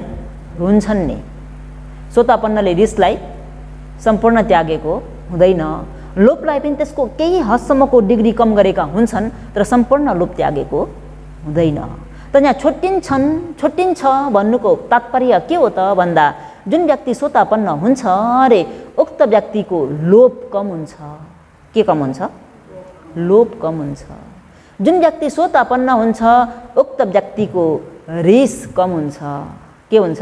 रिस कम हुन्छ, यानि उसलाई ब्रेक लाग्न थाल्छ। हजुरहरूले बुझ्ने गरी भन्नुपर्दा के लाग्न थाल्छ? गाडी गुड्दा गुड्दै गुरै भयो भने दुर्घटना हुन्छ कि हुँदैन? बीचमा ब्रेक लाग्नु पर्यो कि परेन? त्यसरी नै योगीहरूलाई पनि त्यो कारण ठोकिँदा रिस उठ्छ कि उठ्दैन? उठ्छ। उठे तापनि त्यो रिसलाई के गर्न सक्नु पर्यो? ब्रेक लगाउन सक्नु पर्यो। बुझ्नुभयो? रिस पनि छोटिन्छ, लोभ पनि छोटिन्छ, मोह पनि छोटिन्छ भन्नुको तात्पर्य छोटिन्छ। 1 नम्बरमा के हुन्छ? छोटिन्छ। 2 नम्बरमा चाहिँ के हुन्छ त भन्दा शान्त हुने प्रयत्न गर्छ। अरे के हुने? शान्त हुने प्रयत्न गर्छ। सोतापन्न नहुन्जेल आफ्ना छोराछोरीलाई कसैले आएर कुटे पिटे भने ओ तै छोट र मै छोट गर त भन्दा म के कम भन्दै अगाडि झगडा गर्न जान्थे, अशान्तको स्वभाव देखाउँथे भने जब सोतापन्न भए भने के हुन्छन् त भन्दा शान्त हुने प्रयत्न गर्छन्। के हुने? शान्त हुने। कतिले त भन्छन् नि उसँग रिस उठेको मैले रिस कहाँसम्म उठेको त भन्दा 7 जन्मसम्म पनि बिर्सिन्न भन्छन् नि। तर सोतापन्न भएको व्यक्तिले अब त्यसो गर्दैन अरे। गर्छ अरे त? गर्दैन। उसले सक्दो आफूलाई शान्त हुने प्रयत्न गर्छ अरे। र 3 नम्बरमा चाहिँ दरिलो वा दृढ विश्वास भएर आउँछ। दरिलो वा दृढ विश्वास भएर आउँछ। केमा दरिलो हुन्छ, केमा दृढ विश्वास हुन्छ त भन्दा सोतापन्न नहुन्जेल अरूले जे भन्छ त्यसैलाई मान्न पुग्छ अरे। कसो रे? अरूले जे भन्छन् त्यसैलाई मान्न पुग्छ, अरूको वचनमा टुङ्गिन पुग्छ। सही सत्य धर्म भेट्दै पनि असत्यलाई मानेर बस्छ। सही सत्य धर्म यो हो थाहा छ, थाहा हुँदै पनि डरको कारणले, भयको कारणले, समाजको कारणले, परिवारको कारणले, छिमेकीको कारणले, विभिन्न कारणबाट के गर्छ त भन्दा असत्यलाई अँगाली राख्छ। असत्यलाई त्याग्न सक्दैन। असत्य हो थाहा छ तर त्याग्न सक्दैन। जुन व्यक्ति सोतापन्न हुन्छ त्यो व्यक्तिले असत्य जम्मै त्यागिदिन्छ। अब कसैलाई पनि उसले हेर्दैन। उसले के गर्छ त भन्दा बुद्ध रत्न, धर्म रत्न, सङ्घ रत्न बाहेक अब अरू कसैलाई पनि मान्दैन। कुरा बुझ्नुभयो? त्रिशरण बाहेक अब अरू कसैको पनि शरणमा जाँदैन। जति नै प्रलोभन देखाए पनि, जति नै जति दिन्छु भने पनि अब उसले त्रिरत्नलाई छाड्दैन अरे। त्यही भएर 3 नम्बरमा के भनियो? दरिलो वा दृढ विश्वास भएर आउँछ। केमा त भन्दा बुद्ध रत्न, धर्म रत्न, सङ्घ रत्न र कर्मको फलमा। त्यो व्यक्तिलाई अब यो गलत मार्ग हो भनेर भनिदिराख्न पर्दैन अरे। उसले आफै नै आफ्नो ज्ञानबाट छुट्याएर सही मार्गमा आउँछ। र 4 नम्बरमा चाहिँ के त भन्दा क्षमा याचना गर्ने हुन्छ अरे। के गर्ने हुन्छ अरे? क्षमा याचना गर्ने हुन्छ भन्नाले जस्तै गृहत्यागीहरूलाई भन्नुपर्दाखेरि चाहिँ जस्तै भिक्षुहरूको चाहिँ सानो सानो कसुर हुँदा पनि दोष भइरहेको हुन्छ।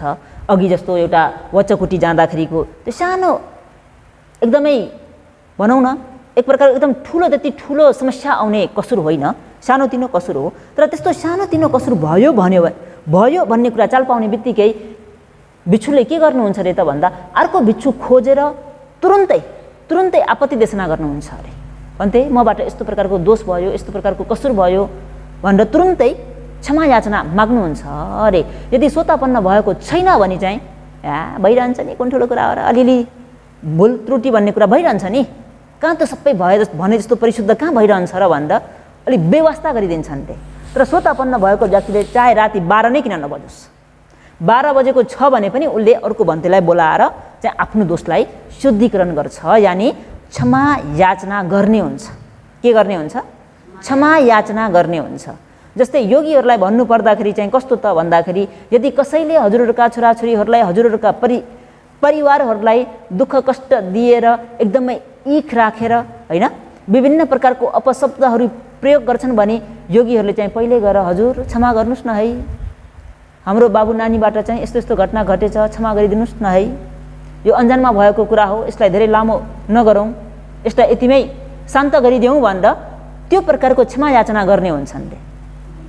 तर योगीहरूको नाता नातिनीलाई चाहिँ कसैले आएर कुटे पिटे भने के हुन्छ नि, त्यसलाई अझै मजाले हानेर आउनु पर्दैन थियो, किन 1 थप्पड मात्रै लाएको, 2 थप्पड लाएर आउने हो नि, हो कि होइन? भनिन्छ कि भनिँदैन है? यो भयो 4औं नम्बरको क्षमा याचना गर्ने हुन्छ। र 5औं नम्बरमा चाहिँ के हुन्छ रे त भन्दा शील समाधि प्रज्ञालाई पुष्टि गर्ने हुन्छ। के गर्ने हुन्छ? शील समाधि प्रज्ञालाई पुष्टि गर्ने हुन्छ। भन्नुको तात्पर्य के त भन्दाखेरि जस्तो कि गाईले आफू पनि घाँस खाइरहेको हुन्छ, आफू पनि गौचरमा गएर चरिरहेको हुन्छ भने एउटा आँखाले फेरि आफ्नो बच्चालाई पनि ध्यान दिइरहेको हुन्छ, हो कि होइन? गाईले आफ्नो बच्चा छ भने एकोरो घाँसलाई मात्रै ध्यान दिएर खाएको हुँदैन, उसले घाँस पनि खाइरहेको हुन्छ, आफ्नो बच्चा पनि के गरेको हुन्छ, हेरिरहेको हुन्छ। त्यस्तै जस्तो रे सोतापन्न भएको व्यक्तिले शील समाधि प्रज्ञा बिग्रिने काम कहिले पनि गर्दैन, हमेसा उसले हेरिरहेको हुन्छ। अरे मानिलिउँ गाउँ घर नगर समाजमा विभिन्न केसहरू हुन्छ नि, हुन्छ कि हुँदैन? विभिन्न घटनाहरू गर्छ, विभिन्न केसहरू भइदिन्छ। त्यो केसमा लौ न हजुर आइदिनुहोस् न, यसो हजुरले आएर 2 शब्द भनिदिनुहोस् न, हजुरले 2 शब्द भनिदिनु भयो भने म यो केसबाट मुक्त हुन्छु, हजुरले यसो आएर मलाई केही 2 शब्द झुटो कुरा बोलिदिनुहोस् न, हजुरले बोलिदिएको त्यो झुटो कुराको कारणबाट म जीवनभरि यो केसबाट मुक्त हुन्छु, तपाईँले त्यो बोलिदिएको बापत म हजुरलाई विभिन्न उपहार दिन्छु, होइन त? मान्छेले त्यो हिसाबले पनि झुटो कुरा बोल्न लाउँछन् कि लाउँदैन? लाउँछन् नि, हो कि होइन? यसरी झुटो कुरा बोल्न लायो भने सोतापन्न भएको व्यक्ति आफ्नो त्यो गाउँ घर समाजको केसमा गइदिन्छ, नगइदिने होइन, गइदिन्छ। गइदिए तापनि उसले आफ्नो शील समाधि प्रज्ञा बिग्रिने काम गर्दैन। उसले जति नै प्रलोभन देखाएर झुटो कुरा बोल भने तापनि झुटो कुरा सोतापन्न भएकोले बोल्दैन। बोल्छ अरे त? बोल्दैन। यो भयो 5औं अङ्ग। 6औं अङ्गमा के छ त भन्दाखेरि धर्म देशनालाई श्रद्धापूर्वक सुन्छ। अरे कसरी सुन्छ अरे? धर्म देशनालाई श्रद्धापूर्वक सुन्छ। सोतापन्न भएको व्यक्तिले धर्मलाई आधारपूर्वक गौरवपूर्वक श्रद्धापूर्वक चाहिँ सुन्छ। अनाधार भनेको गर्नै सक्दैन। अरे तर साधारण पृथकजन हो भने धर्म सवर्ण गर्दा गर्दै पनि उठेर हिँडिदिन्छ, हिँड्छ कि हिँड्दैन? धर्म सवर्ण गर्दा गर्दै पनि हो भन्थे हो भन्दै झुलिदिन्छ। अरे झुल्छ कि झुल्दैन? झुल्छ। धर्म सवर्ण गर्दा गर्दै अगाडिबाट धर्म सवर्ण गरेको छ कि भन्यो, मन चाहिँ कहाँ पुगिसकेको हुन्छ।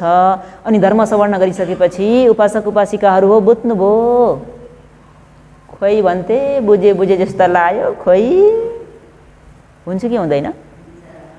तर सोतापन्न भएको व्यक्तिमा त्यस्तो हुँदैन। उसले धर्मलाई एकदमै आदरमयी गौरवमयी श्रद्धापूर्वक चाहिँ सवर्ण गर्छ र धर्ममा एकदमै ऊ रमाउँछ।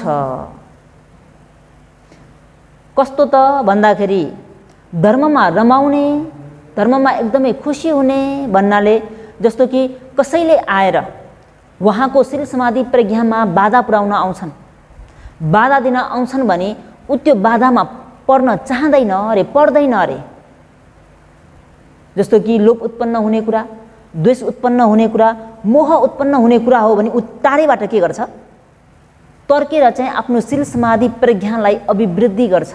अरे भने 7औं नम्बरको अङ्ग चाहिँ धर्म देशना सुन्दाखेरि प्रसन्न हुन्छ, प्रफुल्लित हुन्छ। के हुन्छ? प्रसन्न हुन्छ, प्रफुल्लित हुन्छ। आफूले सवर्ण गरेको धर्मलाई फेरि आफ्नो घरमा गएर आफ्ना सदस्यहरूलाई भनी बताउन सक्छ। आफूले सवर्ण गरेको धर्मलाई आफ्ना सदस्यहरूलाई गएर भनी बताउन सक्छ। अरे यो चाहिँ 7औं नम्बरको अङ्ग। त योगीहरूले धर्म सवर्ण गर्दाखेरि सुनेको धर्मलाई फेरि अरूलाई भन्न सक्नुहुन्छ? सकिन्छ कि नै? त योगीहरूको ज्ञानको भाँडा कस्तो छ? के को भाँडा? ज्ञानको भाँडा कस्तो छ? जस्तो कि उदाहरणको निम्ति समुद्रमा पानी त अथाह छ कि छैन? सबैजनालाई पानीको खाँचो छ। के को खाँचो? पानीको खाँचो। योगीहरू पानी लिनको निम्ति समुद्रमा जानुभयो, समुद्रमा हेरि नसक्नु, आँखाले हेरेरै नभ्याउने पानी छ। तर योगीहरूले बोकेर गएको भाँडा चाहिँ बेग्ला बेग्लै छ। कस्तो छ? बेग्ला बेग्लै छ। कसैले दारू बोक्नुभएको छ, कसैले पन्यो बोक्नुभएको छ, कसैले चम्चा बोक्नु भएको छ, कसैले भैँटो बोक्नु भएको छ, कसैले गाग्री बोक्नु भएको छ, कसैले चाहिँ धेरै पानी ल्याउनको निम्ति भनेर के भन्छ? पानी ट्याङ्की नै बोकेर जानुभएको छ। भन्नुको तात्पर्य समुद्र भनेको ज्ञानको सागर हो। के को सागर हो? ज्ञानको सागर हो। ज्ञानको सागरमा सबैले ज्ञान लिनको निम्ति भनेर आएका त छन्, तर भाँडा भनेको चाहिँ आफ्नो क्षमता, आफ्नो बुझ्ने जुन क्षमता हो त्यो क्षमता अब कस्तो छ? दारू जस्तो हो कि पन्यो जस्तो हो कि घैला जस्तो हो कि घैँटो जस्तो हो कि ट्याङ्की जस्तो हो? जस्तो जस्तो भाँडा ल्याइएको छ पानी त त्यति नै आउँछ नि।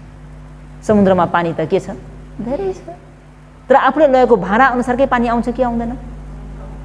धेरै पानी चाहियो भन्दैमा आफूले लगेको भाँडा सानो छ भने धेरै लिन पाइन्छ त? धेरै भाँडा लिनको निम्ति के गर्नु पर्यो? भाँडा पनि ठुलै लिएर जानु पर्यो। र कतिको भाँडा चाहिँ फेरि के हुन्छ अरे त भन्दा चुने हुन्छ अरे। के हुन्छ अरे? चुने हुन्छ। भाँडा त मजाले बोकेर आएकै हो, ठुलै भाँडा लिएर आएको, तर समुद्रबाट पानी हालेर जाँदा जाँदै बीच बाटोमै सिद्धिन्छ। के हुन्छ? सिद्धिन्छ। योगीहरू पनि धर्म सवर्ण गर्नुहुन्छ, आचरण गर्नुहुन्छ। ओहो, धर्म उपदेश कस्तो राम्रो थियो, तिमीहरूले पनि सुन्नु पर्थ्यो नि, तिमीहरूले पनि आचरण गर्नुपर्ने नि, घर घर सबलाई भन्नुहुन्छ। भन्नुहुन्छ कि नै? भन्नुहुन्छ। अनि घरका सदस्यहरूले हो र त्यस्तो पनि राम्रो थियो, त्यसो भने के उपदेश गरे, अलिकति थोरै भयो भने भन न। खोइ सुन्न त सुनेको सबै बिर्से। के भयो? पानी सबै चुयो। पानी सबै के भयो? चुयो। घर पुग्दा त भाँडा त खालीको खाली, रित्तोको रित्ते, हो कि होइन? भन्दाखेरि चुने गाग्रो छ भने योगी टालिहाल्नुहोस्। के गर्नुहोस्? टालिहाल्नुहोस्। टाल्यो भने पानी अडिन्छ, टाल्लेन भने त के हुन्छ? हो गुरुमा हो भन्नुहुन्छ। अनि छौमै गएर हेर्दाखेरि र्याल चुइरहेको हुन्छ। कुरा बुझ्नुभयो? त कतिपय व्यक्तिले चाहिँ फेरि समुद्रमा आउँछन् रे पानी थाप्नको निम्ति, भाँडा पनि बोकेरै आउँछन् रे, तर त्यो भाँडामा के हुन्छ त भन्दा पानी टम्म भरिएको हुन्छ अरे। के भएको हुन्छ अरे? भरिएको हुन्छ। त्यो पानी भरिएको व्यक्तिले पनि अब नयाँ पानी थाप्न पाउँछ त? नयाँ पानी थाप्न पुरानो पानी के गर्नु पर्यो? फाल्न पर्यो। पुरानो पानी फालियो भने पो बल्ल नयाँ पानी थाप्न पाइन्छ त। त्यस्तै जस्तो धर्म सवर्ण गर्ने योगीहरूले पनि आफ्नो जुन पुरानो धर्म हो त्यो धर्मको पानी भोरी चाहिँ ज्ञान भोरी लिएर आएर यहाँ आएर नयाँ पानी थाप्छु भनेर थाप्नुभयो, त्यसलाई त्याग्न सक्नु भएन भने के हुन्छ त भन्दा पानी माथिबाट पोखेर जान्छ। केबाट जान्छ? पोखेर जान्छ। नयाँ पानी केही पनि पाइँदैन, त्यो पुरानोको पुरानो जस्ताको तस्ता नै भइन्छ। त्यही भएर ज्ञानको कुरा सुन्न आउँदाखेरि आफूले बुझेको आफूले जानेको कुरालाई एकछिन के गर्नुपर्छ? साइडमा राखेर आउनु, पन्छाइदिएर आउनु। त्यो आफूले जानेको बुझेको छँदैछ नि आफूमा, हो कि होइन? यहाँ आएर नयाँ कुरा सिकेर चाहिँ त्यो आफ्नो पुरानोसँग दाँचेर हेर्दा कुन ठिक कुन बेठिक भन्ने कुरा आफ्नै ज्ञानले छुट्याएर चाहिँ सत्यलाई अपनाउनुपर्छ, असत्यलाई त्याग्नुपर्छ। सबैले मुक्ति मुक्ति मुक्ति, निर्वाण निर्वाण भन्ने कुरा त गर्छन् नि, तर वास्तवमा अहिले यहाँ सोतापन्नको अङ्गमा के आयो त भन्दा जुन व्यक्ति सोतापन्न हुन्छ त्यो व्यक्तिले अरूको वचनमा टुङ्गिँदैन। उसले के गर्छ त भन्दा आफ्नै ज्ञानले छानबिछान गरेर सही सत्य धर्मलाई मात्रै अँगाल्छ। अँगाल्दा केलाई अँगाल्छ त भन्दा त्रिरत्न बाहेक अरूलाई अँगाल्दैन। मुक्तिको मार्ग भनेको त यसमा मात्रै रहेछ। मुक्ति हुनको निम्ति यो आचरणलाई नै आचरण गर्नुपर्छ भन्ने कुरालाई उसले छर्लङ्गै गरी बुझ्छ। त सज्जनवर्ग योगीहरू हो, हजुरहरूले पनि चाँडोभन्दा चाँडो विपश्यना ध्यान भावनालाई आचरण गरेर जाति दुःख, जरा दुःख, व्याधि दुःख, मरण दुःख भन्ने सम्पूर्ण दुःखहरूबाट मुक्त हुन सकोस् भन्दै आजको धर्म उपदेशलाई यतिमै अन्त गरौँ। भवतु सब मङ्गलम्।